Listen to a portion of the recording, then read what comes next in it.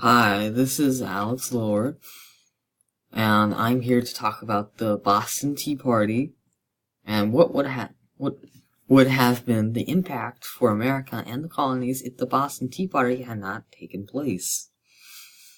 And now I will read that to you. The British were a relentless conquest to control the world and monopolize it for monetary gain, which would lead to ultimate control. In this endeavor, the Tea Act was established on May 10, 1773. This act allowed the British East India Colonies Company to sell tea from China to America without paying taxes, while still allowing the colonial ports to be heavily taxed. This fueled an outrage by the Sons of Liberty, who staged an revolt unheard of, which was matchless and perhaps led the way for future revolts in America. On December 16, 1773, a radical political event took place which was instrumental in changing the future of the relationship between Britain and its colonies. This was referred to as the Boston Tea Party.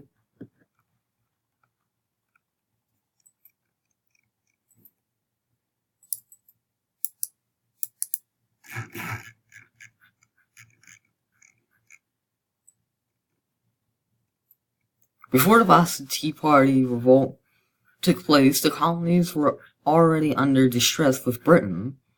There was the Stamp Act of 1765, which taxed the colonies on every piece of paper which was printed and used.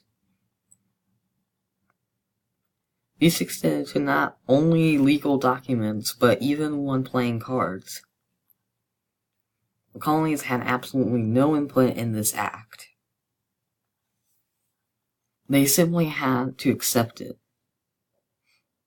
This strained the relationship between American colonists and Britain, as it was considered a violation of their rights. Although the Stamp Act was revoked in 1766, the colonies resisted the measure by sticking with the slogan, "No taxation without representation." The British did not give up in their conquest to continue to tax the American colonies. This led to the Tea Act of 1773. The Tea Act once again ensured that only the colonies would be taxed, while no taxation was imposed on Britain. This led to further frustration and hostility between Britain and the colonies, which did not end well. On December 16, 1773, the Sons of Liberty in Boston, Massachusetts, which compromised the merchants of tradesmen, proved once for all that the Tea Act was not acceptable. The Sons of Liberty, some of which dressed as Mohawk Indians, boarded 3 Indian merchant ships. What they did next could not have been imagined. Over the next 3 hours, 342 chests of British tea was dumped into the harbor. This was led by the famous Bostonian called Samuel Adams. Most demonstrators escaped so that they would not have to face the consequences.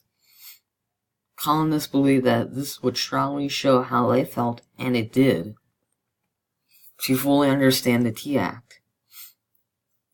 One must consider what gave Britain the idea that this act or types of acts were necessary. Britain was in extreme debt. The British hoped that by passing the Tea Act, the East India Company would be saved by bankruptcy and also grant them a de facto monopoly on the American tea trade.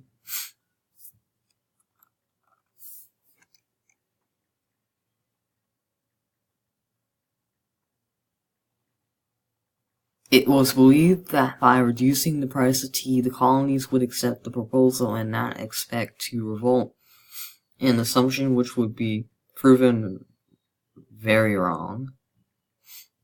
Britain was not only adept because of trying to save the East Indian Tea Company it was in debt because of the wars which was fought over 7 years, 1756 to 1763.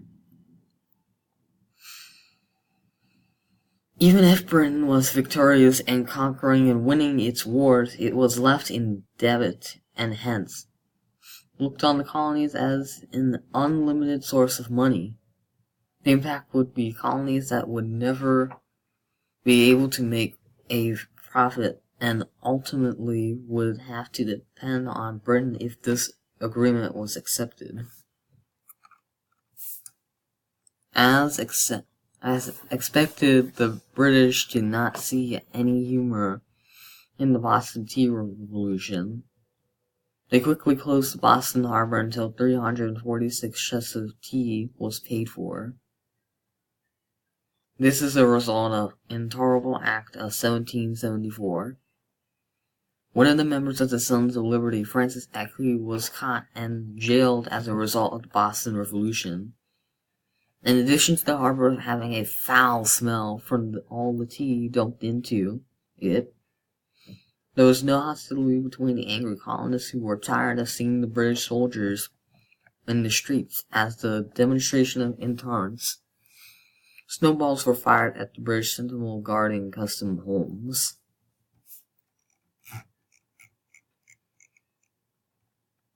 There was also a renewed sense of patriotism in America, and this patriotism was not for Britain.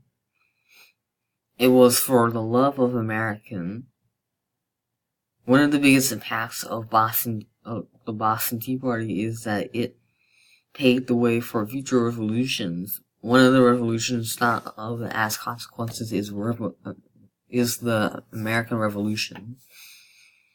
The American Revolution, which is sometimes referred to as the War of Independence, started from 1765 to 1783.